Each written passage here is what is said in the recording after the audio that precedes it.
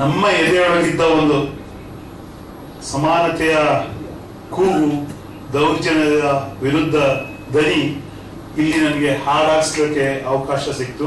ಆ ಅವಕಾಶ ಕೊಟ್ಟಿದ್ದಕ್ಕೆ ಕರ್ಣನ್ ಅವರಿಗೆ ಮತ್ತೆ ಟೀಮ್ಗೆ, ಮ್ಯೂಸಿಕ್ ಡೈರೆಕ್ಟರ್ ಆದ ಪೂರ್ಣ ಅವರಿಗೆ ಥ್ಯಾಂಕ್ಸ್. ನನಗೆ ತುಂಬಾ ಇಷ್ಟ ಆಗೋ ಒಂದು ಜೋಕ್, ಆಕ್ಚುಲಿ ಇದು ಜೋಕ್ ಬಟ್ ತುಂಬಾ ಇಷ್ಟ. ಯಾಕೆ ಅಂದ್ರೆ ಕೊನೆಯಲ್ಲಿ ಹೇಳ್ತೀನಿ. ಒಬ್ಬ ಜಮೀನ್ದಾರ ಮನೆಯ ಮುಗಸಾಲೆಯಲ್ಲಿ ಕೂತಿರ್ತಾರಂತೆ. ಕೂತ್ಬಿಟ್ಟು ತಾಂಬೂಲ ಗಿಂಬೂಲ ಹಾಕುವಂತ ಆರಾಮಾಗಿ ಕೂತಿರ್ತಾನೆ. ಎದುರುಗಡೆ ಅವನ ಮನೆ ಕೆಲಸದ ಆಳು ಏನೋ ಕೆಲಸ ಮಾಡ್ತಿರ್ತಾನೆ.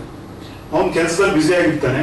ಇವನಿಗೆ ಟೈಮ್ ಪಾಸ್ ಆಗ್ತಿರಲ್ಲ, ಸುಮ್ಮನೆ ಏನಾದ್ರು ತರಲೆ ಮಾಡ್ಬೇಕು ಅನ್ಸುತ್ತಂತೆ.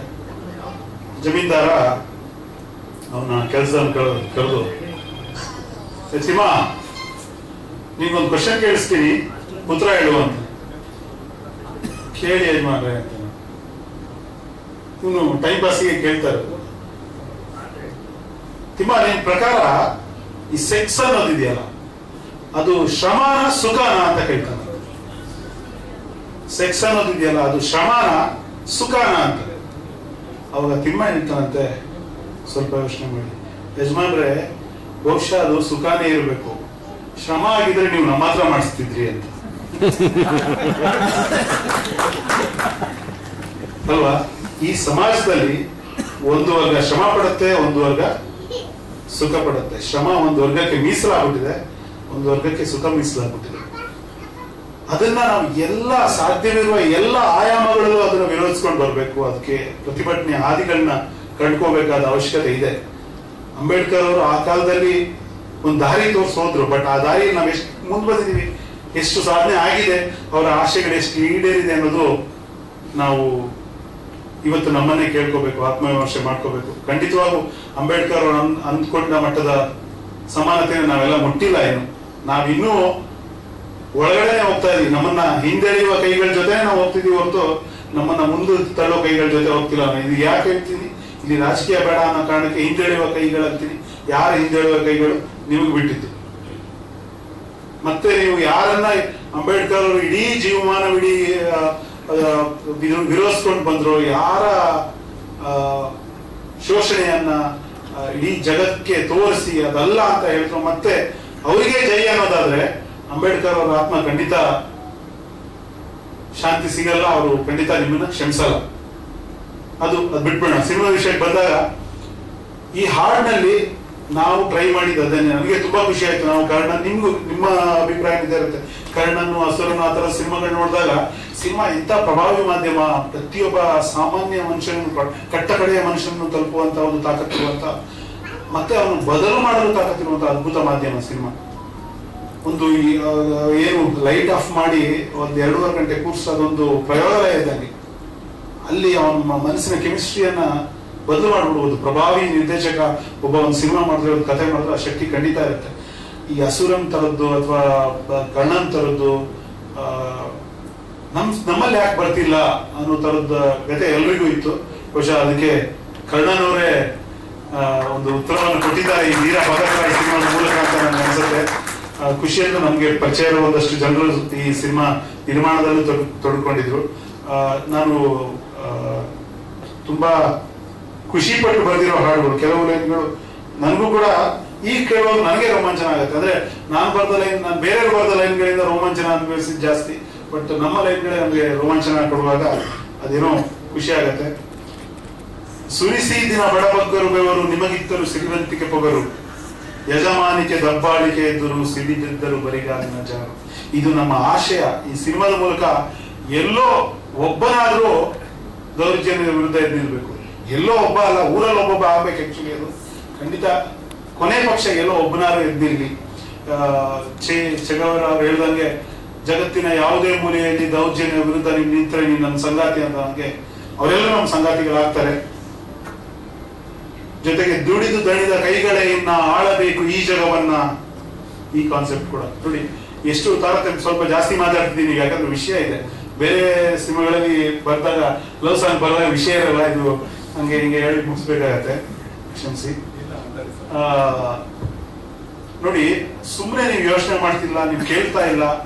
ಯಾವುದೋ ಕಂಪ್ಯೂಟರ್ ಕೆಲಸ ಮಾಡೋರು AC ರೂಮಲ್ಲಿ ಕೂತ್ಕೊಂಡು ಒಳ್ಳೆಯ ಟೀ ಕಾಫಿ ಆಗಾಗ ಸಪ್ಲೈ ಆಗ್ತಾ ಚಂದದ ವಾತಾವರಣದಲ್ಲಿ ಕೆಲಸ ಮಾಡುವವರ ಸ್ಯಾಲ್ರಿ 1 ಲಕ್ಷದ ಮೇಲಿರುತ್ತೆ ತಿಂಗಳಿಗೆ.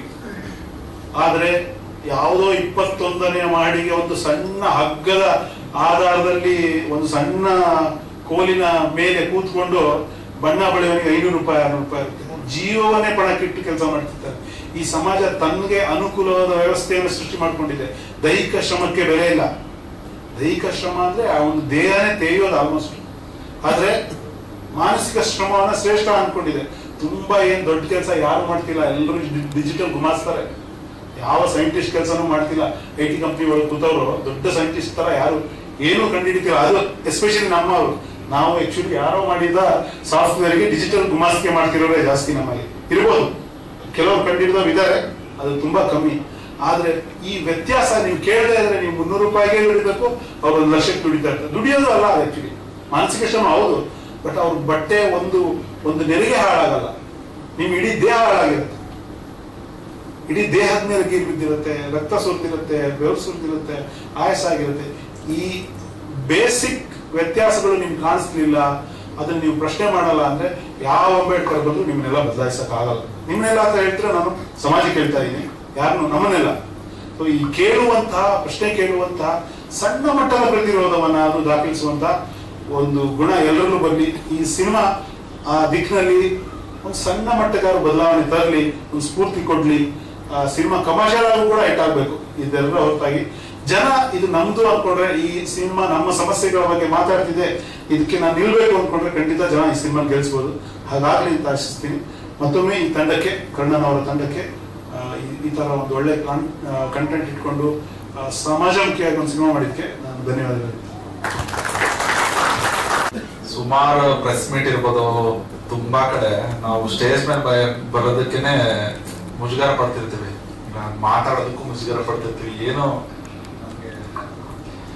ಆದ್ರೆ ನಾವೆಲ್ಲ ಮುಜುಗರದಿಂದ ಬಂದಿರೋರೆ ಆ ತರದ್ದೇ. ಬಟ್ ಕೆಲವು ಹಾಡುಗಳು, ಕೆಲವು ವಿಷಯಗಳು ಎಲ್ಲ ಮುಜುಗರ ಬಿಟ್ಟು ನಾನು ಇದನ್ನ ಹೇಳಲೇಬೇಕು ಅನ್ನೋ ಹುಮ್ಮಸ್ ತಂದ್ಕೊಟ್ಬಿಡುತ್ತೆ. ಅವಾಗ ಬಾರಿಸು ಕನ್ನಡ ರಿವ್ಯೂ ಆಗಿರ್ಬೋದು, ಇವಾಗ ಈ ಹಾಡಿರ್ಬೋದು. ಹಂಗಾಗಿ ಎಲ್ಲಾನು ತಳ್ಳಿ ನಾನು ನಿಂತ್ಕೊಂಡು ಹಾಡ್ಬೇಕು ಅನ್ನೋ ಒಂದು ಹುಮ್ಮಸ್ಸಲ್ಲಿ ಮಾಡಿರೋ ಹಾಡು. ಹಾಗಾಗಿ ಇದು ನನಗೆ ತುಂಬಾ ಪರ್ಸನಲಿ ತುಂಬಾನೇ ಸರ್ರು ಲಿರಿಕ್ ಬರೆದು ಕೊಟ್ಟಾಗಿಂದ ಸುಮಾರು ದಿನ ಆಯ್ತು ಅವ್ರು ಬರೆದು ಕೊಟ್ಟು. ಅವಾಗಿಂದನೂ ಅದನ್ನ ಒಂಥರ ಪ್ರತಿ ಲೈನ್ಗಳನ್ನ ಕೇಳಿಸ್ಕೊತಾ ಇದ್ರು. ಅಲ್ಲೊಂದು ರೋಮಾಂಚನ ಕ್ರಿಯೇಟ್ ಆಗುದು. ಒಂದೊಂದು ಲೈನ್ ನಲ್ಲೂ ಒಂದೊಂದು ವಿಷಯಗಳು ಹೇಳಿದ್ದಾರೆ, ಒಂದೊಂದು ಲೈನ್ ನಲ್ಲೂ ಒಂದೊಂದು ಕತೆ ಇದೆ. ತುಂಬಾ ಸ್ಟೋರಿ ಕ್ರಿಯೇಟ್ ಮಾಡೋದಕ್ಕೆ ಅವಕಾಶಗಳಿತ್ತು. ಬಟ್ ಲಿಮಿಟೇಷನ್ ಅಲ್ಲಿ ನಾವು ಆದಷ್ಟು ಇದು ಮಾಡಿದ್ವಿ. ತುಂಬಾ ಶ್ರಮ ಇದೆ ಈ ಹಾಡಿನ ಹಿಂದೆ. ಎಸ್ಪೆಷಲಿ ಈ ಹಾಡನ್ನ ಮಾಡ್ಬೇಕು ಅಂತ ನಮ್ಮ ಕರ್ಣನ್ ಡೈರೆಕ್ಟರ್ ಅವರು ತುಂಬಾ ಇದಿತ್ತು ಅವ್ರಿಗೆ. ಫಿಲಮ್ ಎಲ್ಲ ರೆಡಿ ಆಗ್ಬಿಟ್ಟಿತ್ತು, ಫಿಲಮ್ ಎಲ್ಲ ನಾವು ಲಾಕ್ ಮಾಡ್ಬಿಟ್ಟಿತ್ತು. ಪ್ರಮೋಷನ್ ಸಾಂಗ್ ಮಾಡೋಣ ಅಂತ ಬಂದಾಗ ತುಂಬಾ ಅದನ್ನ ಸಪೋರ್ಟ್ ಮಾಡಿ ನಮ್ಮ ಪ್ರೊಡ್ಯೂಸರ್ ಪ್ರವೀಣ್ ಸರ್ ಅಂತೂ ಗೊತ್ತಲ್ಲ, ಈಗ ಫಿಲಮ್ ಎಲ್ಲ ಮುಗಿದ ಮೇಲೂ ಅದಕ್ಕೆ ಎಕ್ಸ್ಟ್ರಾ ಬಜೆಟ್ ಹಾಕೊಂಡು ಇವೆಲ್ಲ ಮಾಡ್ಬೇಕು ಅಂದ್ರೆ ತುಂಬಾನೇ ದೊಡ್ಡ ಮನ್ಸ್ಬೇಕು. ಮತ್ತೆ ಅವ್ರಿಗೂ ಅಷ್ಟೇ ಇದನ್ನ ನಾನು ಹೇಳ್ಬೇಕು ಅನ್ನೋ ಛಲ ಎಲ್ಲರಿಗೂ ಇತ್ತು. ಹಂಗಾಗಿ ಇದನ್ನ ರೆಡಿ ಆಯ್ತು.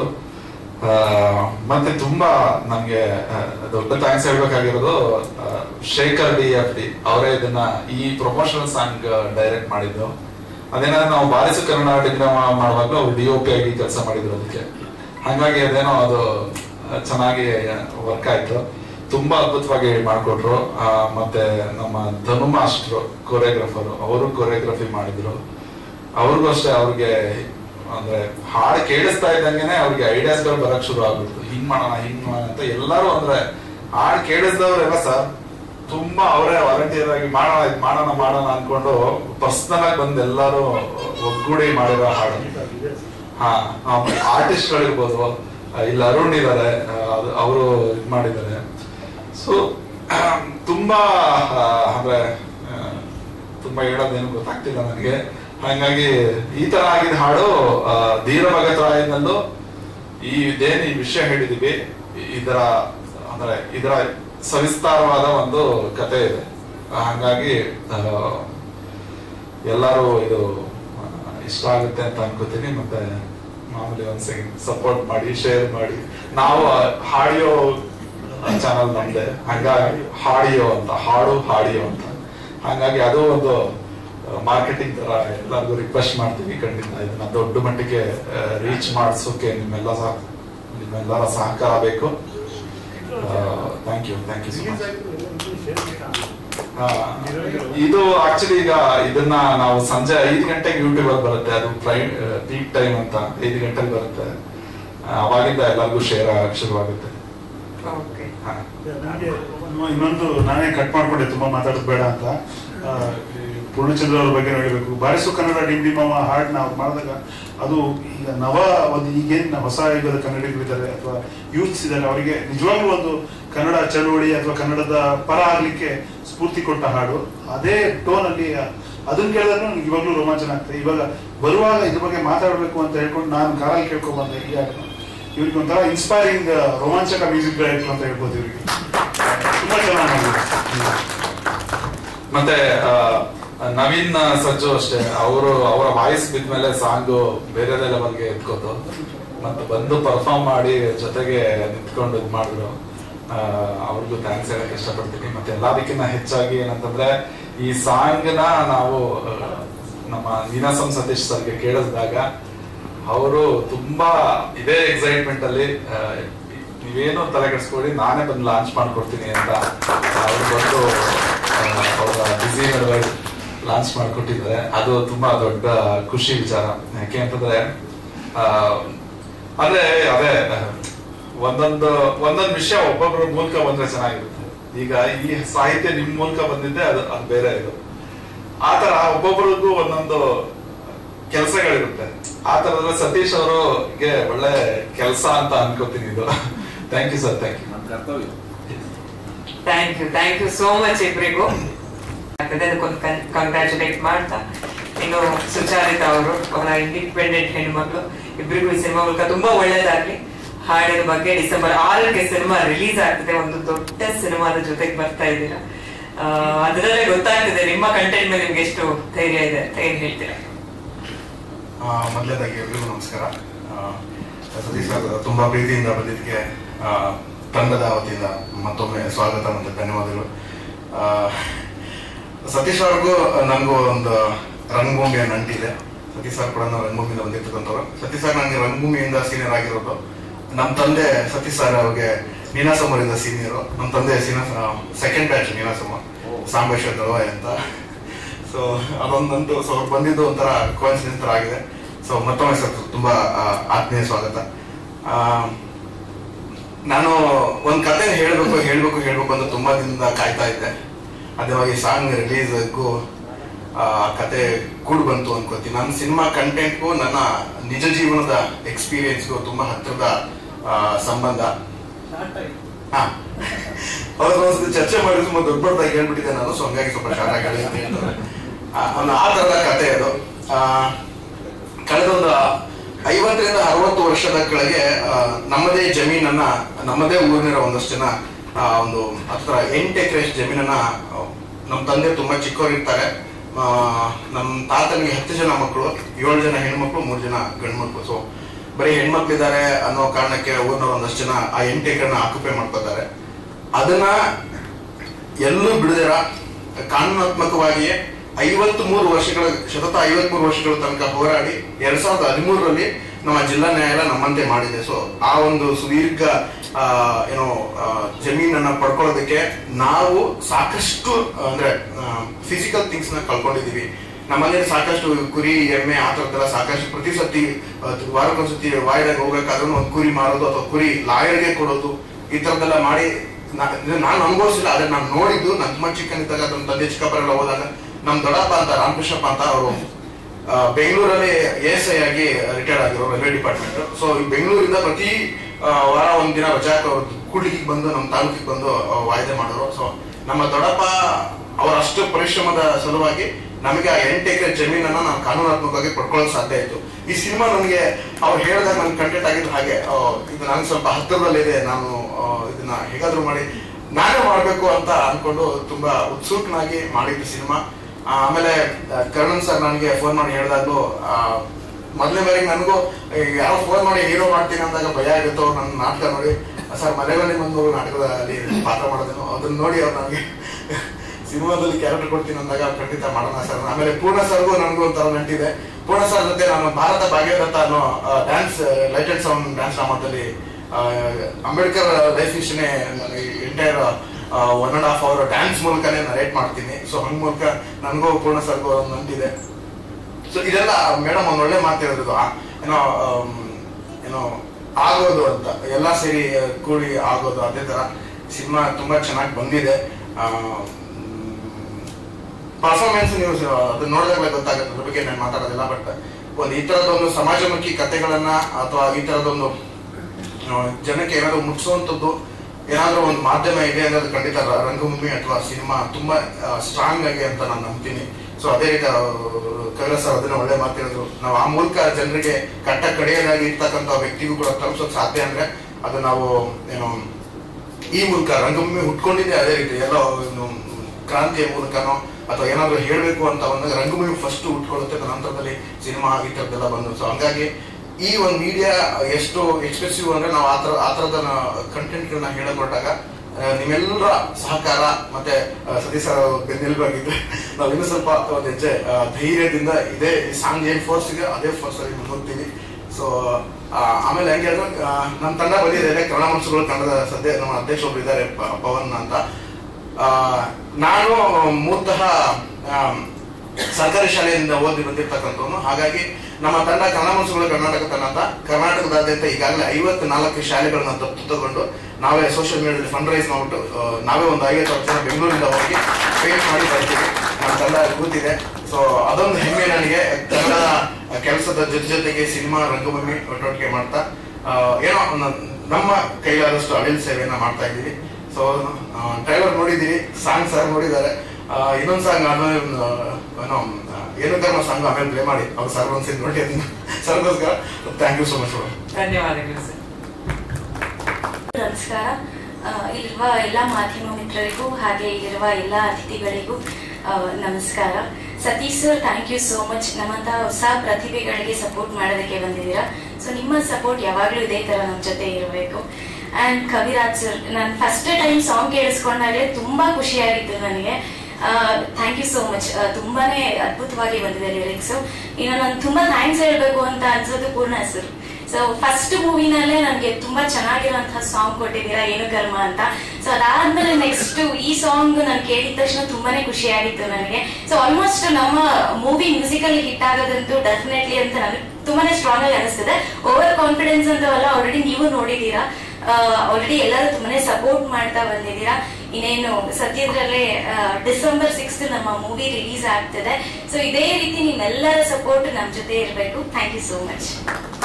Thank you. ಈ ಸಿನಿಮಾ ಮೂಲಕ ನಿಮ್ಮಿಬ್ರಿಗೂ ಕೂಡ ತುಂಬಾ ಒಳ್ಳೇದಾಗ್ಲಿ ಅಂತ ವಿಶ್ ಮಾಡ್ತಾ ಇದ್ದೀನಿ. Thank you.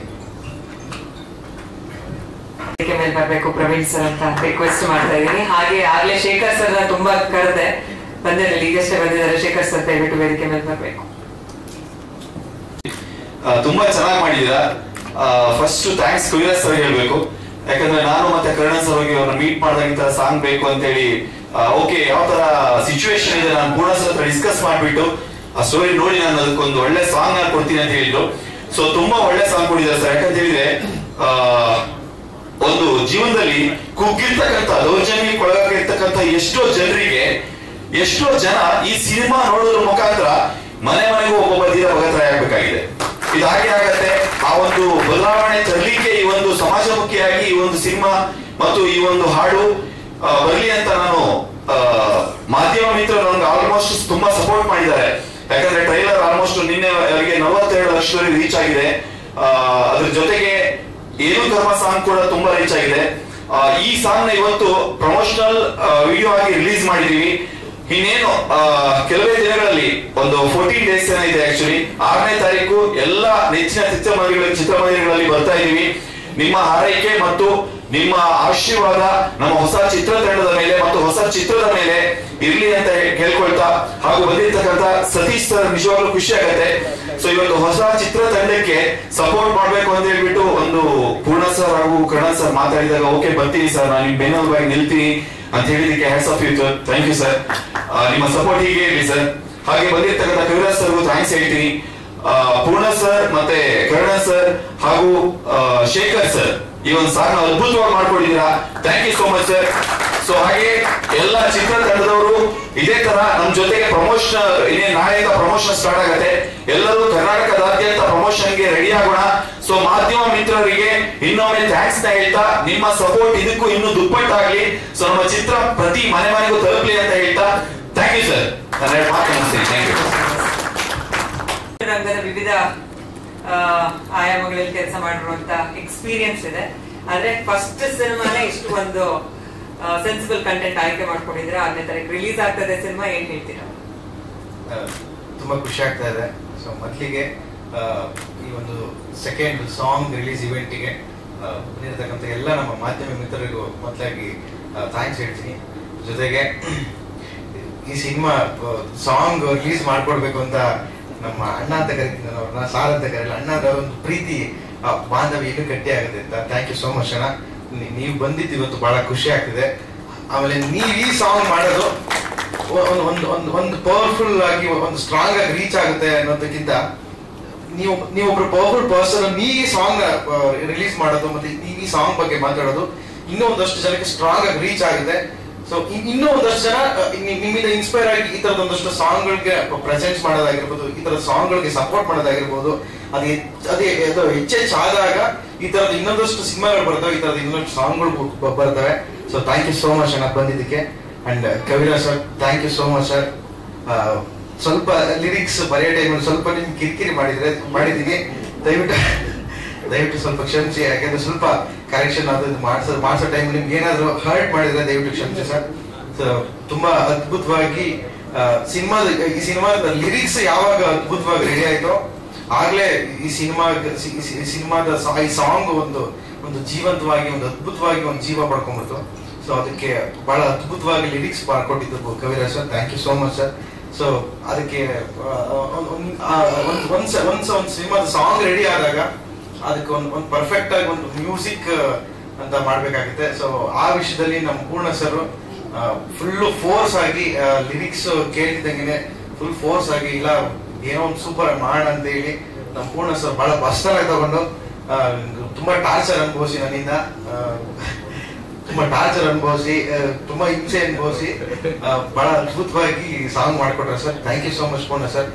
ಇದು ಮೇ ಬಿ ನಾನಿನ್ನೂ ಒಂದು 100 ವರ್ಷಕ್ಕೆ ಆಗುವಷ್ಟು ಒಂದು ನೆನಪುಗಳು ಈ ಸಾಂಗ್ ಅಲ್ಲಿ ಕೊಟ್ಟಿದ್ದಾರೆ ನನಗೆ. ಇದು ಮೇ ಬಿ ನನ್ನ ಮೊದಲನೇ ಸಿನಿಮಾದಲ್ಲಿ ಅವ್ರಿಗೆ ನಾನು ಕೊಡ್ತಾರಂತ ಒಂದು ಅವ್ರು ಯಾವಾಗ್ಲೂ ಹೇಳ್ತಾರವ್ರು, ಅಣ್ಣ ನಾನೊಂದು ರಥನ ತಗೊಂಬಂದ್ ಮುಂದೆ ನಿಲ್ಸಿನಿ, ಸಾಧ್ಯ ಆದ್ರೆ ಅದನ್ನ ಮುಂದಕ್ಕೆ ತಗೊಂಡೋಗಿ ಹಿಂದಕ್ಕೆ ಮಾತ್ರ ತಗೊಂಡೋಗ್ಬೇಡಿ ಅಂತ. ಸೊ ಇವತ್ತೆಲ್ಲೋ ಒಂದ್ ಇಂಚ್ ಆದ್ರೂ ನಾನು ಅದನ್ನ ಮುಂದೆ ತಗೊಂಬಂದಿನಿ ಈ ಸಾಂಗ್ ಮುಖಾಂತರ, ಅವ್ರಿಗೆ ಇದನ್ನ ಡೆಡಿಕೇಟ್ ಮಾಡೋದ್ರ ಮುಖಾಂತರ ಅಂತ ಹೆಮ್ಮೆಯಿಂದ ಹೇಳ್ಕೊಡ್ತೀನಿ. ಸೊ ಹಾಗಾಗಿ ಈ ಜರ್ನಿ ಇವತ್ತಿನ ಶುರು ಆಗಿದೆ. ಸೊ ಮೊದಲನೇ ಸಿನಿಮಾದಲ್ಲೇ ಇದನ್ನ ಶುರು ಮಾಡಿದೀನಿ. ಡೆಫಿನೆಟ್ ಆಗಿ ಜನರಿಗೆ ವಾಯ್ಸ್ ಆಗುವಂತ ರೀತಿ ಮತ್ತೆ ಜನರ ಸಮಸ್ಯೆಗಳನ್ನ ಅದನ್ನ ಹಾರ್ಟ್ ಫಾರ್ಮ್ ಮುಖಾಂತರ ಒಂದು ಸ್ಟ್ರಾಂಗ್ ಆಗಿ ಸಿನಿಮಾಗಳ ಮುಖಾಂತರ ಹೇಳ್ಬೇಕು ಅನ್ನೋದು ನನ್ನ ಬಹಳ ದೊಡ್ಡ ಕನಸು. ಸೊ ಅದ್ರ ನಿಟ್ಟಿನಲ್ಲಿ ಇನ್ನೊಂದಷ್ಟು ಸಿನಿಮಾಗಳು ಕೂಡ ಮಾಡೋದಕ್ಕೆ ಈ ಸಿನಿಮಾ ಒಂದು ಸ್ಫೂರ್ತಿ ಆಗುತ್ತೆ. ಈ ಸಿನಿಮಾನ ಜನ ಗೆಲ್ಲಿಸಿದಾಗ ಈ ತರದ ಇನ್ನೊಂದಷ್ಟು ಸಿನಿಮಾಗಳಾಗ್ತವೆ. ಸೊ ಅದಕ್ಕೆ ಈ ತರದ್ದು ಇನ್ನೊಂದಷ್ಟು ನಿರ್ಮಾಪಕರು ಕೊಡ್ತಾರೆ. ಸೊ ಯಾಕಂದ್ರೆ ಈ ತರದ ಒಂದು ಕಂಟೆಂಟ್ಗೆ ಒಂದು ದೊಡ್ಡ ಬಜೆಟ್ ಅಲ್ಲಿ ಒಂದು ದೊಡ್ಡ ಕ್ಯಾನ್ವಾಸ್ ಅಲ್ಲಿ ಒಂದು ಸಿನಿಮಾನ ಪ್ರೊಡ್ಯೂಸ್ ಮಾಡೋದು ಆಕ್ಚುಲಿ ಒಂದು ದೊಡ್ಡ ಟಾಸ್ಕ್. ಆ ವಿಷಯದಲ್ಲಿ ನಮ್ಮ ಪ್ರವೀಣ್ ಗೌಡ ಸರ್ಗೆ, ನಮ್ಮ ಪ್ರವೀಣ್ ಸರ್ಗೆ ತುಂಬಾ ಥ್ಯಾಂಕ್ಸ್ ಸರ್. ಯಾಕೆಂದ್ರೆ ನೀವಲ್ಲದೆ ಈ ಸಿನಿಮಾ ಯಾರು ಮಾಡಕ್ ಆಗ್ತಿರಲಿಲ್ಲ. ನಮ್ಮ ವೈಟ್ ಲೋಟಸ್, ನಮ್ಮ ಅಶೋಕ್ ಸರ್, ಸೊ ನೀವೆಲ್ಲರ ಸಪೋರ್ಟ್, ನಮ್ಮ ಕರೇಪ ಸರ್, ನಮ್ಮ ಶ್ರೀನಾಥ್, ನೀವೆಲ್ಲರ ತುಂಬಾ ಗಟ್ಟಿಯಾಗಿ ನಿಂತ್ಕೊಂಡಿದ್ದಕ್ಕೆ ಇವತ್ತು ಇಷ್ಟು ಚೆನ್ನಾಗಿ ಈ ಸಿನಿಮಾ ಆಗಿದೆ.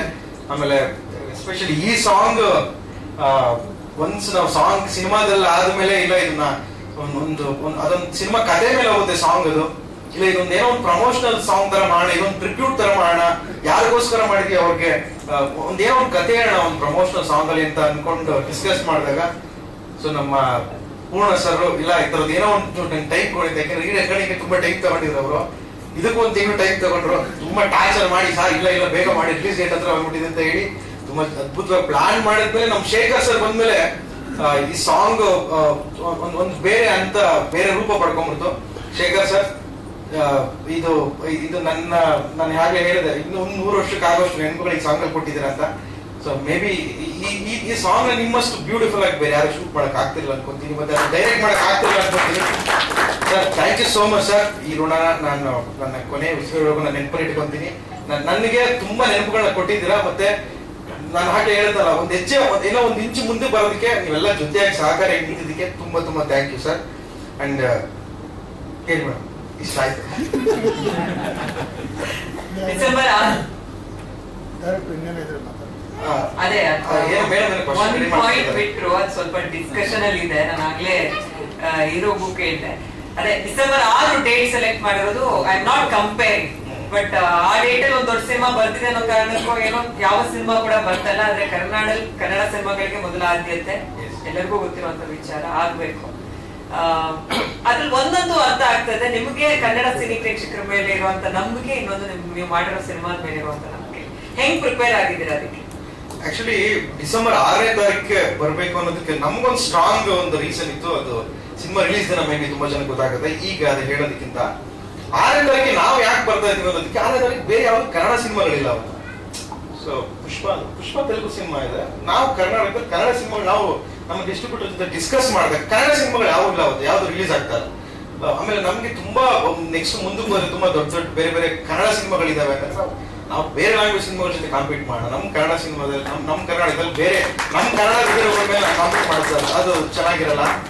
ನಾವು ಈಗ ಶುರು ಮಾಡ್ತಾ ಇದೀವಿ, ಬೇರೆ ಲ್ಯಾಂಗ್ವೇಜ್ ಮೇಲೆ ನಾವು ಕಾಂಪೀಟ್ ಮಾಡೋಣ ಅಂತ ಹೇಳಿ, ಏನ್ ಸಮಸ್ಯೆ ಇಲ್ಲ ಅಂತ ಹೇಳಿ ತುಂಬಾ ಧೈರ್ಯವಾಗಿ ಜೊತೆ ನಿಂತು, ಇಲ್ಲ ಸರ್ 6ನೇ ತಾರೀಕಿಗೆ ನಾವು ಮಾಡೋಣ. ಅದೊಂದು ಈ ಸಿನಿಮಾ 6ನೇ ತಾರೀಕು ರಿಲೀಸ್ ಆಗೋದಕ್ಕೆ ಒಂದು ಸ್ಟ್ರಾಂಗ್ ಸ್ಟೇಟ್ಮೆಂಟ್ ಆಗ್ಬೇಕು ಅನ್ನೋದಕ್ಕೆ ನಮ್ಮ ಪ್ರೊಡ್ಯೂಸರ್ ಅವರ ಒಂದು ಸ್ಟ್ರಾಂಗ್ ಧೈರ್ಯ. ಹಂಗಾಗಿ 6ನೇ ತಾರೀಕಿಗೆ ಮಾಡ್ತಾ ಇದೀವಿ. ಮತ್ತೆ ಇನ್ನೊಂದೇನಂದ್ರೆ ಸಿನಿಮಾ ನಿಮ್ಗೆ ಎಸ್ಪೆಷಲಿ ಹೊಸಬ್ರು ಯಾವ್ದೋ ಒಂದು ದೊಡ್ಡ ಸಿನಿಮಾ ಎದುರು ಬರ್ತಾ ಇದಾರೆ ಅಂತಂದ್ರೆ ಒಂದು ಸ್ಟ್ರಾಂಗ್ ಆಗಿ ಏನೋ ಒಂದು ಕಂಟೆಂಟ್ ಇಟ್ಕೊಂಡಿರ್ತೀವಿ ಅಂತ. ಯಾಕಂದ್ರೆ ನೀವು ಟ್ರೈಲರ್ ನೋಡಿದಾಗ ನಿಮ್ಗೆ ಗೊತ್ತಾಗುತ್ತೆ ಯಾವ್ದೋ ಸುಮಾರಾಗಿ ಯಾವ್ದೋ ಹೊಸಬ್ರು ಏನೋ ಮಾಡಿದ್ದಾರೆ ಅಂತಲ್ಲ, ತುಂಬಾ ಅದ್ಭುತವಾಗಿ ಅದು ಮೇಕಿಂಗ್ ವೈಸ್ ಆಗಿರ್ಬೋದು, ಅದು ಸಿನಿಮಾದ ಸ್ಕ್ರೀನ್ ಪ್ಲೇ ಕಥೆ ವೈಸ್ ಆಗಿರ್ಬೋದು, ಎಲ್ಲಾ ವಿಷಯದಲ್ಲೂ ಕೂಡ ಒಂದು ಸ್ಟ್ರಾಂಗ್ ಆಗಿ ಏನೋ ಒಂದು ಮೆಸೇಜ್ ಅನ್ನ ಇಟ್ಕೊಂಡು ಒಂದು ಎಲ್ಲಾ ಎಲಿಮೆಂಟ್ಸ್ ಅಲ್ಲೂ ನಿಮ್ಗೆ ಸಿನಿಮಾದಲ್ಲಿ ಕಾಮಿಡಿ ಇರುತ್ತೆ, ನಿಮ್ಗೆ ಲವ್ ಇರುತ್ತೆ, ಆ ಎಮೋಷನ್ಸ್ ಇರುತ್ತೆ, ಒಂದು ಒಳ್ಳೆ ಮೆಸೇಜ್ ಇರುತ್ತೆ. ಇದೆಲ್ಲಾ ಎಲಿಮೆಂಟ್ಸ್ ಸಿನಿಮಾದಲ್ಲಿ ಇದೆ. ಹಂಗಾಗಿ ಸಿನಿಮಾ ತುಂಬಾ ಅದ್ಭುತವಾಗಿ ಬಂದಿರೋದ್ರಿಂದ ನಮ್ಗೊಂದು ಕಾನ್ಫಿಡೆನ್ಸ್ ಇದೆ, ಸ್ಟ್ರಾಂಗ್ ಕಾನ್ಫಿಡೆನ್ಸ್. ಯಾಕಂದ್ರೆ ಕನ್ನಡಿಗರು ಕನ್ನಡ ಸಿನಿಮಾಗಳನ್ನ ಯಾವತ್ತು ಒಂದು ಚೆನ್ನಾಗಿರೋ ಸಿನಿಮಾಗಳು ಯಾವತ್ತು ಸೋಲ್ಸಿರೋ ಉದಾಹರಣೆಗಳಿಲ್ಲ. ಮೇ ಬಿ ನಮ್ಮ ಸಿನಿಮಾನ ಖಂಡಿತವಾಗ್ಲೂ ಗೆಲ್ಲಿಸ್ತಾರೆ ಅಂತ ನಾವು ಅನ್ಕೊಂಡಿದೀವಿ. ಯಾಕೆಂದ್ರೆ ಅವತ್ತು ಯಾವ್ದು ಕನ್ನಡ ಸಿನಿಮಾಗಳೆಲ್ಲ ಕನ್ನಡಿಗರು ಕನ್ನಡ ಸಿನಿಮಾಗಳು ಯಾವ್ದು ಇಲ್ಲಪ್ಪ ಅಂತ ಅವ್ರಿಗೆ ಅನ್ನಿಸ್ಬಾರ್ದು. ಹಾಗಾಗಿ ಡಿಸೆಂಬರ್ 6ನೇ ತಾರೀಕು ನಾವು ನಮ್ಮ ಕರ್ನಾಟಕದಲ್ಲಿ ಯಾವಾಗಲೂ ಕನ್ನಡಿಗರೇ ಸಾರ್ವಭೌಮ. ಹಾಗಾಗಿ ನಮ್ಮ ಕನ್ನಡ ಸಿನಿಮಾವನ್ನು ನಾವು ರಿಲೀಸ್ ಮಾಡ್ತೇವೆ. ಅದೇ ಆ ಉತ್ತರಕ್ಕೆ ಕಾಯ್ತಾ ಇದ್ದೇನೆ ನಾನು. ಧನ್ಯವಾದಗಳು ಸರ್. ತುಂಬಾ ಒಳ್ಳೇದಾಗಿ ಡಿಸೆಂಬರ್ 6 ಮತ್ತೆ ನಾನು ಮೆನ್ಷನ್ ಮಾಡ್ತಾ ಇದ್ದೀನಿ, ಸಿನಿಮಾ ರಿಲೀಸ್ ಆಗ್ತಾ ಇದೆ. ಫಸ್ಟ್ ಕನ್ನಡ ಸಿನಿಮಾ ನೋಡಿ, ಆಮೇಲೆ ಬೇರೆ ಸಿನಿಮಾ ನೋಡಿ. ಎಸ್ ಮೊದಲನೇದಾಗಿ ಫಸ್ಟ್ ಕನ್ನಡ ಸಿನಿಮಾ ನೋಡಿ, ಆಮೇಲೆ ನೋಡಿ ಆ ಸಿನಿಮಾ ನೋಡಿ ಬೇಡ ಅಂತ ಹೇಳ್ತಿಲ್ಲ, ಬಟ್ ಮೊದಲನೇದಾಗಿ ಕನ್ನಡ ಸಿನಿಮಾಗಳನ್ನ ನೋಡಿ. Thank you so much. ಏನ್ ಮಾತಾಡ್ತೀರಾ ಅಂತ ನಮಗೂ ಸಿಕ್ಕಾಪಟ್ಟೆ ಕ್ಯೂರಿಯಾಸಿಟಿ ಇದೆ. ನಮಸ್ಕಾರ ಎಲ್ರಿಗೂ. ಹಾಡು ನೋಡೋದ್ರಲ್ಲಿ ಮಾತಾಡಕ್ಕೇನೂ ಇಲ್ಲ. ಇಲ್ಲಿ ಕವಿರಾಜ್ ಅವರ ಮಾತುಗಳೇ ಅದ್ಭುತವಾಯಿತು. ಆಮೇಲೆ ಪೂರ್ಣ ಅಂಡ್ ಇಡೀ ತಂಡ ಒಟ್ಟಾರೆಯಾಗಿ ಸಿನಿಮಾ ಹೊಸದಷ್ಟೇ, ಅನುಭವ ಯಾರಿಗೂ ಹೊಸದಲ್ಲ. ಎಲ್ಲರೂ ಅನುಭವಿಸ್ತಾ ಇದ್ದಿರೋರು, ಬಹಳ ಚೆನ್ನಾಗಿ ತಿಳ್ಕೊಂಡಿರೋರು, ಜರ್ನಿ ಮಾಡಿರೋರು, ಕಷ್ಟಗಳನ್ನ ನೋಡಿರೋರು, ಬದುಕಲ್ಲಿ ಸಹಿಸ್ಕೊಂಡವರು, ಸೋತವರು, ಸೋಲುಂಡವರು, ಕೆಳಗೆ ಬಗ್ಗಿದವರು, ಬಾಗದವರು, ಎಲ್ಲರೂ ನಮ್ಮ ಜೊತೆಗಿದ್ದಾರೆ ಇವತ್ತು. ಅದ್ರಲ್ಲಿ ನಾನು ನಿಮ್ಮಲ್ಲಿ ಒಬ್ಬ, ನಾನು ಹೊರತಲ್ಲ ನಿಮಗೆ. ಅಂಡ್ ಅಫ್ಕೋರ್ಸ್ ಒಂದೊಂದು ವರ್ಗದಲ್ಲಿ ನಾವೆಲ್ಲರೂ ಒಂದೊಂದ್ ಕಡೆ ಎಲ್ಲರೂ ಬಾಗಿದೀವಿ, ಬೆನ್ನು ಬಾಗಿಸಿದೀವಿ. ನನಗೆ ಯಾಕೆ ರೋಷ ಆವೇಶ ಅಂತ ಎಲ್ಲರೂ ಕೇಳ್ತಾರೆ. ನನ್ನಲ್ಲಿ ಸ್ವಲ್ಪ ಕೋಪ ಜಾಸ್ತಿ, ಅದೇ ನನ್ನ ವೀಕ್ ಪಾಯಿಂಟ್ ಅಂತ ನಮ್ಮ ಪೂರ್ಣ ಮತ್ತೊಬ್ರು ಎಲ್ಲರೂ ಹೇಳ್ತಾ ಇರ್ತಾರೆ ನನಗೆ. ನನ್ನ ಕೋಪನೇ ನನಗೆ ವೀಕ್ ಪಾಯಿಂಟ್ ಅಂತ. ಅಫ್ಕೋರ್ಸ್ ಇರ್ಲಿ, ನನ್ನ ಕೋಪ ಯಾಕೆ ಅಂತಂದ್ರೆ ಸಮಾಜ ಯಾಕೆ ಹಿಂಗಿದೆ ಅಂತ ನನ್ನ ಕೋಪ. ಯಾಕೆ ಮನುಷ್ಯನ ನಾವು ಯಾಕೆ ಹಿಂಗಿದೀವಿ ಅಂತ ಕೋಪ. ಯಾಕೆ ನಾವೆಲ್ಲರೂ ಒಟ್ಟಾಗಿರಕ್ಕಾಗಲ್ಲ ಅಂತ ಕೋಪ. ಯಾಕೆ ಎಲ್ಲರೂ ನಾವು ಖುಷಿಯಾಗಿರಕ್ಕಾಗಲ್ಲ ಅಂತ ಕೋಪ. ಯಾಕೆ ನಾವೆಲ್ಲರೂ ಒಂದೇ ಅಂತ ಬದುಕಕ್ಕಾಗಲ್ಲ ಅಂತ ನನ್ ಕೋಪ. ಯಾಕೆ ನೀವು ಮಾತ್ರ ತಿಂತಾ ಇದೀರ ಉಣ್ತಾ ಇದೀರ ಅಂತ ನನ್ ಕೋಪ. ಯಾಕೆ ನಮ್ಮ ಮಕ್ಕಳು ಮಾತ್ರ ಬಟ್ಟೆ ಇಲ್ಲ, ಒಳ್ಳೆ ಬಟ್ಟೆ, ನಮ್ಮ ಮಕ್ಕಳು ಮಾತ್ರ ಎಜುಕೇಶನ್ ಇಲ್ಲ ಅಂತ ನನ್ ಕೋಪ. ಯಾಕೆ ನೀವು ಕಾರಲ್ಲೇ ಓಡಾಡ್ಬೇಕು ಅಂತ ನನ್ ಕೋಪ. ಯಾಕೆ ನಾನು ಕಾರ್ ಮೇಲೆ ಕಾಲ್ ಹಾಕೊಂಡ್ರೆ ನಿಮ್ಗೆ ಬೇಜಾರಾಗುತ್ತೆ ನನ್ ಕೋಪ. ನೀವು ಕಾಲ್ ಮೇಲೆ ಕಾಲ್ ಹಾಕೊಂಡು ಕೂತ್ಕೊಂಡಾಗ ನಾನ್ ಸುಮ್ಮನಿರ್ಬೇಕು, ನಾನ್ ಕಾಲ್ ಮೇಲೆ ಕಾಲ್ ಹಾಕೊಂಡು ಕೂತ್ಕೊಂಡಾಗ ನಿಮ್ಗೆ ಯಾಕೆ ಈಗ ಹರ್ಟ್ ಆಗುತ್ತೆ, ಅದು ನನ್ ಕೋಪ. ಈ ಸಮಾನತೆಯನ್ನ ಅವತ್ತಿಂದ ಫೈಟ್ ಮಾಡ್ತಾ ಬಂದಿರೋದು ಮನುಷ್ಯ ಕುಲ. ಅದು ಅಂಬೇಡ್ಕರ್ ಒಬ್ಬರಲ್ಲ. ಭೂಮಿ ಯಾವಾಗ ಜನಿಸ್ತೋ ಅಲ್ಲಿಂದ ಅಸಮಾನತೆ ಶುರುವಾಯಿತು. ಒಬ್ಬೊಬ್ಬರು ಮನುಷ್ಯರು ವೈಮನಸ್ಸು, ಅಸೂಯೆ, ಇದನ್ನೇ ತುಂಬಿಕೊಂಡು ಬದುಕ್ತಾ ಅದು ಬ್ಲಾಸ್ಟ್ ಆಗ್ತಾ ಬಂತ ಅಷ್ಟೇ. ಅದಕ್ಕೊಬ್ಬರು ಅಂಬೇಡ್ಕರ್ ಹುಟ್ಟಿದ್ರು, ಸಂವಿಧಾನ ಬರೆದ್ರು. ಅಯ್ಯೋ ದಡ್ರ, ಏನ್ರಯ್ಯ ಇಷ್ಟೆಲ್ಲ ಕಡೆ ಹಿಡಿದಿರಾ, ಫ್ಲೈಟು, ಮಣ್ಣು, ಮೊಸಿ, ಕ್ಯಾಮ್ರಾ, ಅದು ಇದು ಎಲ್ಲ ಕಡೆ ಹಿಡಿದಿರಾ, ಏನೋ ದಡ್ರ, ನಿಮ್ಗೊಂದು ಸಂವಿಧಾನ ಬರೀಬೇಕಾದ್ರು ನೀವೆಲ್ಲ ಆರಾಮಾಗಿರಿ. ಅದಕ್ಕೆ ನೀವು ಖುಷಿಯಾಗಿರಿ, ಬಡದಾಡಬೇಡಿ, ನೆಮ್ಮದಿಯಾಗಿರಿ ಅನ್ನೋದಕ್ಕೆ ನಿಮ್ಗೊಂದು ಸಂವಿಧಾನ ಬರೀಬೇಕಾ ಅಂತ ಅಂಬೇಡ್ಕರ್ ಬರೆದ್ರು. ಮಹಾತ್ಮರು ಬಂದ್ರು, ಹುತಾತ್ಮರು ಬಂದ್ರು, ದೊಡ್ಡ ದೊಡ್ಡ ವ್ಯಕ್ತಿಗಳು ಬಂದ್ರು, ನಮ್ಮ ತಾಯಿ, ನಮ್ಮ ತಂದೆ, ಸುತ್ತ ಎಲ್ಲರೂ ಹೇಳಿದ್ರು ಬಡದಾಡಬೇಡಿ ಕಂದ್ರೆ ನಾವೆಲ್ಲ ಒಂದೇ. ಮೊನ್ನೆ ತಾನೇ ಕನಕದಾಸ ಜಯಂತಿ. ಕುಲವೆಂದು ಹೊಡೆದಾಡಿದ್ರಿ, ನಿಮ್ಮ ಕುಲದ ನೆಲೆಯೇನಾದರೂ ಬಲ್ಲಿರ ಅಂತ ಯೋಗರಾಜ್ ಭಟ್ರು ಒಂದು ಹಾಡು ಬರೆದಿದ್ರು, ತುಂಬಾ ಚೆನ್ನಾಗಿದೆ, DNA ಅಂತ. ಆ ಹಾಡು ಯೂಟ್ಯೂಬ್ ಅಲ್ಲಿ ಕೇಳಿ, ಚೆನ್ನಾಗಿದೆ. ನಮ್ಮ DNA ಮೂಲ ಹುಡುಕ್ತಾ ಹೊರಟ್ರೆ ನಾವ್ ಎಲ್ಲಿವರು ಅಂತ ಯಾರಿಗೂ ಗೊತ್ತಾಗಲ್ಲ. ಯಾವುದೋ ದೇಶದ ಯಾವುದೋ ಕಂಟ್ರಿ ಯಾವುದೋ ಮೂಲೆಯಲ್ಲಿ ನಮ್ದು ಯಾವುದೋ DNA ಸಿಗುತ್ತೆ, ನಾವು ಅಲ್ಲಿಯವರು ಅಂತ. ಆ DNA ಹುಡುಕೋದ್ರಿಂದ ಸಿಗ್ತೀವಿ ನಾವು. ನಾನು ಶ್ರೇಷ್ಠ, ನೀವು ಶ್ರೇಷ್ಠ, ನಾನು ದೊಡ್ಡವನು ಅದ್ರಲ್ಲಿ ನಮ್ಮ ಇಡೀ ಬದುಕು ಕಳ್ಕೊಂಡು ಅದಕ್ಕೆ ಫೈಟ್ ಮಾಡಿ ನಮ್ಮ ಮಕ್ಕಳ ತಲೆಗೂ ತುಂಬಿ ಅದನ್ನು ಪಾಸ್ ಮಾಡಿ ಮುಂದಿನ ಜನರೇಷನ್ಗೂ ತುಂಬಿ ಯಾರು ನೆಮ್ಮದಿಯಾಗಿರ್ಬಾರ್ದು ಸಮಾಜದಲ್ಲಿ ಹಂಗ್ ಮಾಡಿ ಮುಂದಕ್ಕೆ ಹೋಗ್ತಾ ಇದೀವಿ.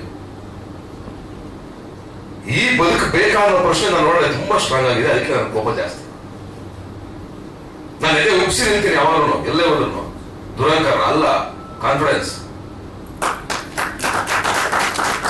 ಇಲ್ಲಾಂದ್ರೆ ನನ್ನ ಬೆಂಡ್ ಮಾಡ್ತಾನೆ ಇರ್ತೀರ. ನಾನು ಚೂರು ಬೆಂಡ್ ಆದ್ರೆ ನನ್ನ ತಲೆ ಮೇಲೆ ಕಾಲು ಸೀದಾ ಬರುತ್ತೆ ನಿಮ್ಗೆ.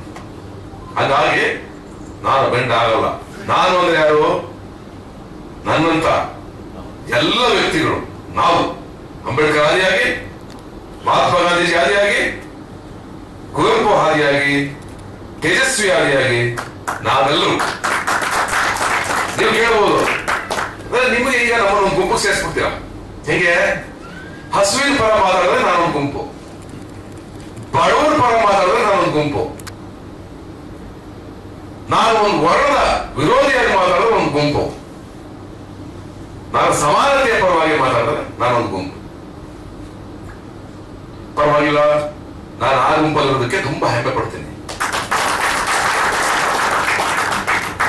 ಇದರ ವಿರೋಧಿಸುವ ಎಷ್ಟೋ ಜನ ಬಂದ್ರು ಕತ್ತಿ ತಗೊಂಡು ಹೊಡೆದಾಡ್ತೀನಿ ಅಂತ ಹೇಳಲ್ಲ. ನಾನು ನಿಮ್ಮನ್ನ ಕನ್ವಿನ್ಸ್ ಮಾಡಬೇಕು, ನಿಮ್ಮನ್ನ ಬದಲಾಯಿಸಬೇಕು. ಆ ಜವಾಬ್ದಾರಿ ನಮ್ಮ ಮೇಲಿದೆ. ಆ ಬದಲಾಯಿಸ್ತೀವಿ, 100% ಬದಲಾಯಿಸ್ತೀವಿ. ಅದು ಇಲ್ಲಿ ಕೂತಿರೋ ಎಲ್ಲರೂ ನಾವು ಬದಲಾಯಿಸಕ್ ಆಗಲ್ಲ. ಇಬ್ರು ಇದ್ದಿರ್ತಾರೆ ಅಲ್ಲಿ. ನನ್ನಂತ ಒಬ್ಬ ಇಲ್ಲಿ ಕೂತಿರ್ತಾನೆ, ಅಲ್ಲೊಬ್ರು ಕೂತಿರ್ತಾರೆ. ಅವರಷ್ಟು ಜನ ಇಡೀ ಸರ್ಕಲ್ ಕವರ್ ಮಾಡ್ತಾರೆ. ಅದೇ ನಂಬಿಕೆ. ಆ ನಂಬಿಕೆ ಮೇಲೆ ಇಡೀ ಭೂಮಿ ಬದುಕ್ತಾ ಇರೋದು. ಈ ಭೂಮಿ ಯಾರು ಸ್ವತ್ತು ಅಲ್ಲ. ಅದನ್ನ ಯಾವಾಗಲೂ ಹೇಳ್ತಾ ಇರ್ತೀನಿ ನಾನು. ನಾವೇ ಬಾರ್ಡರ್ ಹಾಕಿರೋದು, ನಾವೇ ಲೈನ್ ಹಾಕೊಂಡಿರೋದು, ನಾವೇ ಸೆಕ್ಯೂರಿಟಿ ಹಾಕೊಂಡಿರೋದು, ನಾವೇ ಬಯಸರಾಗಿ ಸೆಕ್ಯೂರಿಟಿ ಹಾಕೊಂಡು ನಮ್ಮನ್ನು ನಾವು ಕಾಯ್ತಾ ಇರೋದು. ಯಾಕಂದ್ರೆ ಅಷ್ಟು ನಾವು ಸರಿ ಇಲ್ಲ ಅಂತ ಅರ್ಥ. ಯಾವ ಪ್ರಾಣಿಗಳು ಬಾರ್ಡರ್ ಹಾಕೊಂಡಿಲ್ಲ, ಯಾವ ಪಕ್ಷಿಗಳು ಬಾರ್ಡರ್ ಹಾಕೊಂಡಿಲ್ಲ. ಆಸ್ಟ್ರೇಲಿಯಾದಿಂದ ಇಲ್ಲಿಗೆ ಪಕ್ಷಿಗಳು ಹಾರಿ ಬರ್ತವೆ, ಯಾವ ಬಾರ್ಡರ್ ಇಲ್ಲ. ನಮಗೆಲ್ಲ ಬಾರ್ಡರ್ ಇದೆ. ಈ ಗಡಿಯನ್ನು ದಾಟೋದು ಯಾವಾಗ? ನಾವು ವಿಶ್ವ ಮಾನವರಾಗೋದು ಯಾವಾಗ? ಅದಕ್ಕೆ ಕುವೆಂಪು ಬರೆದಿದ್ದು. ಎಲ್ಲ ಓದ್ತೀವಿ ಅಷ್ಟೇ. ಕುವೆಂಪು ಇಷ್ಟ ಬರೀ ಫೋಟೋದಲ್ಲಿ ಮಾತ್ರ, ಅನಂತ ಮೂರ್ತಿ ಇಷ್ಟ ಬರೀ ಫೋಟೋದಲ್ಲಿ ಮಾತ್ರ. ಎಲ್ಲಿ ಸರ್ಕಾರಿ ಸ್ಕೂಲಲ್ಲಿ 2 ಫೋಟೋ ಇರುತ್ತೆ, ಇಲ್ಲ ವಿಧಾನಸೌಧದಲ್ಲಿ 2 ಫೋಟೋ ಇರುತ್ತೆ. ಎಲ್ಲರದು ಯಾರು ಇವರು? ಯಾರು ಗೊತ್ತಿರೋದು. ಹೇಗೆ ಗೊತ್ತು? ಕುವೆಂಪು ಚಿಕ್ಕ ವಯಸ್ಸು ಹೇಳ್ಕೊಡೋದು ಕುವೆಂಪು ಅಷ್ಟೇ. ಕುವೆಂಪು ಏನ್ ಮಾಡಿದ್ರು? ಏನನ್ನ ಹೇಳಿದ್ರು? ಅಂಬೇಡ್ಕರ್ ಏನ್ ಮಾಡಿದ್ರು? ಏನನ್ನ ಹೇಳಿದ್ರು? ಒಂದೊತ್ತು ಹಸ್ಕೊಂಡಿರಿ ನೀವು, ಆ ದುಡ್ಡಲ್ಲಿ ಶಿಕ್ಷಣ ಕೊಡಿ ಅಂತ ಹೇಳಿದ್ರು ಮಕ್ಕಳಿಗೆ. ಈ ಸೆನ್ಸಿಬಿಲಿಟಿ ನಾವು ಬೆಳೆಸ್ಕೊಳ್ಳಿಲ್ಲ ಅಂತಂದ್ರೆ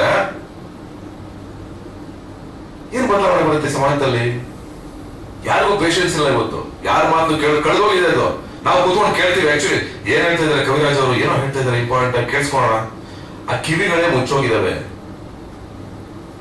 ನೀವು ಯಾವ ಜಾತಿ ಅಂತ ಹೇಳ್ಬಿಡಿ, ಯಾವ ಧರ್ಮ ಅಂತ ಹೇಳ್ಬಿಡಿ, ಎಲ್ಲಾ ಜಾತಿ ಎಲ್ಲಾ ಧರ್ಮದಲ್ಲೂ ಅದಾಗಿದೆ. ಆ ಒಳಗಿನ ಅರಿವನ್ನೇ ಮುಚ್ಕೊಂಡ್ಬಿಟ್ರೆ ನಾವು ಯಾವ ಕ್ರಾಂತಿ, ಯಾವ ಹಾಡುಗಳು, ಯಾವುದೇ ಸಿನಿಮಾಗಳು ಬಂದ್ರು ಅದನ್ನ ಓಪನ್ ಮಾಡಕ್ಕಾಗಲ್ಲ. ಆ ಭಾಗವನ್ನು ಓಪನ್ ಮಾಡಕ್ಕಾಗಲ್ಲ. ಆ ಭಾಗ ಓಪನ್ ಆಗ್ಬೇಕು. ಅದು ಓಪನ್ ಮಾಡ್ಕೋಬೇಕು. ಅವಾಗ ಎಲ್ಲಿ ಓಪನ್ ಆಗುತ್ತೆ ಅಂದ್ರೆ ಅದಕ್ಕೆ ಒಂದೇ ಕೀ ಇರೋದು, ಮನುಷ್ಯತ್ವದ ಕೀ. ಆ ಮನುಷ್ಯತ್ವದ ಕೀ ನಮ್ಮ ಜೊತೆಗೆ ಇರೋವರೆಗೂ ಈ ಡೋರ್ ಓಪನ್ ಇರುತ್ತೆ. ಆ ಮನುಷ್ಯತ್ವದ ಕೀನೇ ಮರೆತ್ಬಿಟ್ರೆ ನಾವು ಯಾವ ಡೋರ್ ಓಪನ್ ಆಗಲ್ಲ. ಇವತ್ತಿನ ಈ ಹಾಡು ಬಹಳ ಮುಖ್ಯ ಆಗುತ್ತೆ. ಅಂಡ್ ಕವಿರಾಜ್ ಅವರು ಬರೆದಾಗ ಅಫ್ಕೋರ್ಸ್ ಅದಕ್ಕೆ ಒಂದು ಅರ್ಥ ಬರುತ್ತೆ. ಅವರೇ ಬರೆದಿದ್ದು ಕರೆಕ್ಟ್. ಅದನ್ನ ಕೆಲವೊಂದು ಕೆಲಸಗಳು ಯಾರು ಮಾಡ್ಬೇಕು ಅವರೇ ಮಾಡ್ಬೇಕು. ಅದಕ್ಕೆ ಅವರೇ ರೈಟ್ ಪರ್ಸನ್. ಕವಿರಾಜ್ ಅವರ ಪೆನ್ನಿಂದ ತುಂಬಾ ಬರೆಯುತ್ತಿದೆ. ಅವರ ಹೋರಾಟದ ಹಾದಿ ನೋಡ್ತಾ ಇದ್ದೀನಿ ನಾನು. ಸತ್ಯವಾದ ಸಜ್ಜನವಾದ ಹೋರಾಟದ ಹಾದಿ. ಅದೆಷ್ಟೋ ಜನರಿಗೆ ಸ್ಫೂರ್ತಿ ಆಗುತ್ತೆ. ಅಂಡ್ ಅಫ್ಕೋರ್ಸ್ ಅವ್ರ ಪೆನ್ನಿಂದ ಬರೆದಿರೋ ಒಂದೊಂದು ಲೈನ್ಗಳು ಕೂಡ ಸತ್ಯ. ಅವ್ರು ಕೇಳ್ತಿದ್ರು ನನಗೆ ಹಾಡು ಹಿಟ್ಟಾಗುತ್ತ ಅಂತ. ಹಾಡು ಹಿಟ್ಟಾಗುತ್ತಾ ಬಿಡುತ್ತಾ ನಮ್ಗೆ ಬೇಡ. ಸಿನಿಮಾ ಹಿಟ್ಟಾಗುತ್ತಾ ಬಿಡುತ್ತಾ ಬೇಡ. ನಮ್ಮ ಕರ್ತವ್ಯ ನಾವು ಮಾಡ್ಬೇಕು. ಮುಂದೊಂದು ದಿವಸ ಎಲ್ಲೋ ನಿಂತ್ಕೊಂಡಾಗ ಏನಕ್ಕೋ ನಮ್ಗೆ ಯಾವುದೋ ಒಂದು ಪ್ರೊಟೆಸ್ಟ್ ಒಂದು ಈವೆಂಟ್ ನಿಂತಾಗ ಒಂದು ಹಾಡಬೇಕು ಅಂತಾಗ ಅಂತದೊಂದು ಹಾಡ್ಬೇಕು ನಮ್ಗೆ. ಸಿನಿಮಾ ಹಾಡು ಹಿಟ್ಟಾಗುತ್ತಾ ಫೇಲ್ಯೂರ್ ಆಗುತ್ತಾ ಅದೆಲ್ಲ ಕೌಂಟ್ ನಮ್ಗೆ ಬೇಡ. ಸಿನಿಮಾನು ಅಷ್ಟೇನೆ. ಇತಿಹಾಸ ತೆಗೆದು ನೋಡಿದಾಗ ಈ ತರ ಸಿನಿಮಾಗಳು ಇದೆಯಾ ಅಂತಂದಾಗ ಅಲ್ಲಿ ಇಷ್ಟ ಬರ್ಬೇಕಲ್ಲ. ಸಿನಿಮಾ ಗೆಲುವು ಸೋಲು ನಮ್ ಕೈ ನಿಮ್ ಕೈಲಿಲ್ಲ. ಸಿನಿಮಾ ಮಾಡೋದಷ್ಟೇ ನಮ್ ಕೈಲಿರೋದು. ಆ ಕಾನ್ಫಿಡೆನ್ಸ್ ಇರೋ ಹುಡುಗರು ಹುಟ್ಟಬೇಕಲ್ಲ. ಹಂಗೆ ಒಬ್ಬ ಅರುಣ್ ತುಂಬಾ ಕಾನ್ಫಿಡೆನ್ಸ್ ಇರುವಂತ ಹುಡುಗ.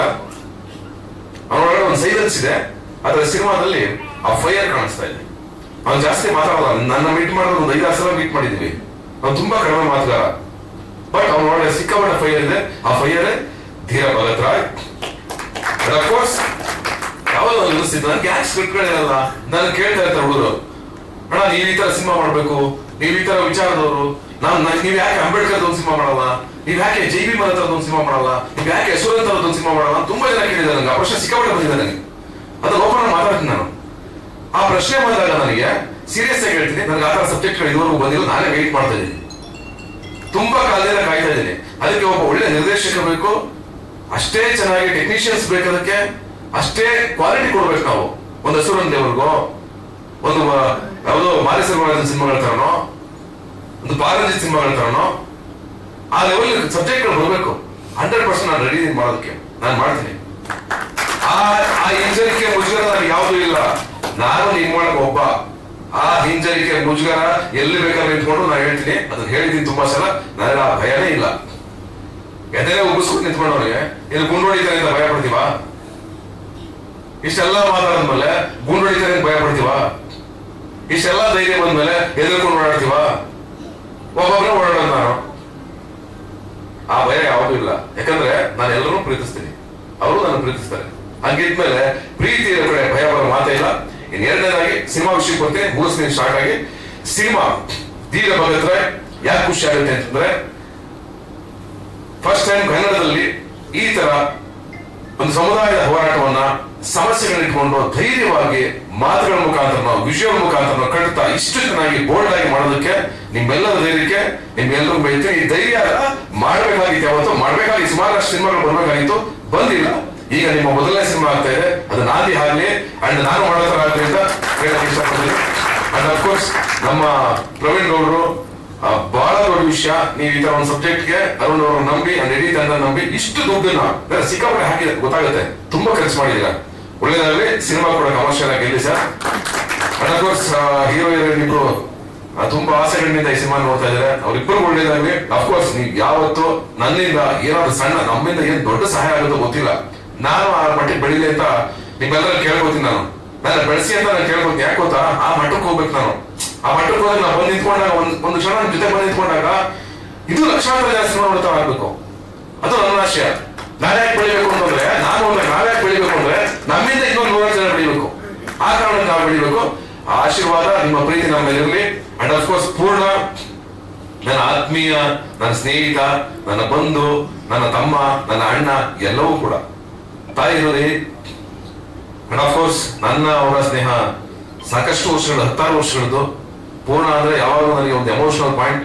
ಪೂರ್ಣ ನನಗೆ ಏನು ಕರೆದ್ರು, ಮಧ್ಯರಾತ್ರಿ ಕರೆದ್ಬಿಟ್ಟು ಸತೀಶ್ ಈಗ ಒಂದಿದೆ ಅಂತಂದ್ರೆ ನಾನು ಯಾವತ್ತೂ ಅದ್ರ ಡಿಸ್ಕಷನ್ ಮಾಡಿಲ್ಲ.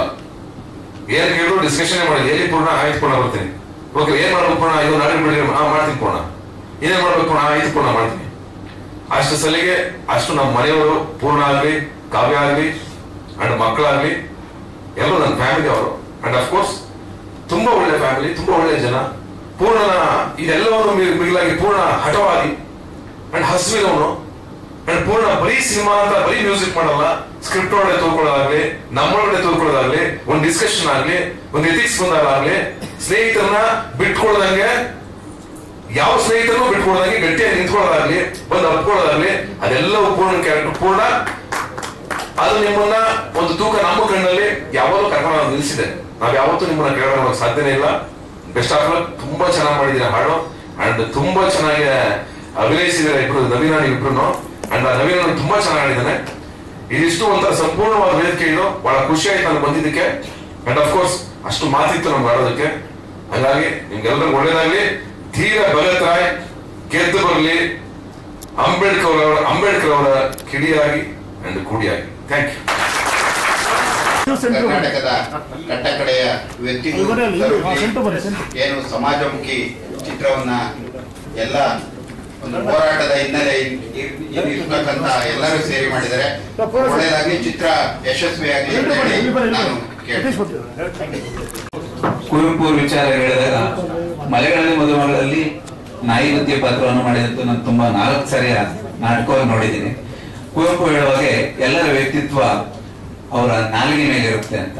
ಹಾಗಾಗಿ ಇದರ ನಿರ್ದೇಶಕರು ಆ ವ್ಯಕ್ತಿತ್ವನ ನಾಯಕ ನಟನ ಬಾಯಲ್ಲಿ ಇಳಿಸಿದ್ದಾರೆ. ಈ ಸಿನಿಮಾ ಒಬ್ಬ ವಕೀಲನಾಗಿ ನ್ಯಾಯವಾದಿಯಾಗಿ ಅಂತ ಮಾಡಿರುವಂತದ್ದು. ಇತಿಹಾಸದಲ್ಲಿ ಎಲ್ಲಾ ನ್ಯಾಯವಾದಿಗಳು ಕೂಡ ಒಂದೊಂದು ಇತಿಹಾಸ ನಿರ್ಮಿಸಿದ್ದಾರೆ. ಹಾಗೆ ಧೀರ ಭಗತ್ ರಾಯ್ ಕೂಡ ಕನ್ನಡದಲ್ಲಿ ಒಂದು ಹೊಸ ಭಾಷೆಯನ್ನು ಬರೀತದೆ.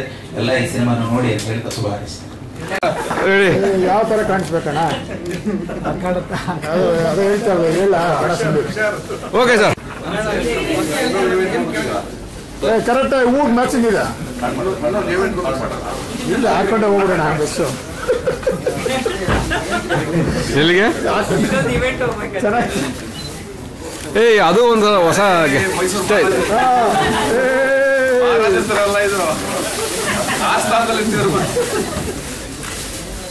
ಅಣ್ಣ ಬಣ್ಣ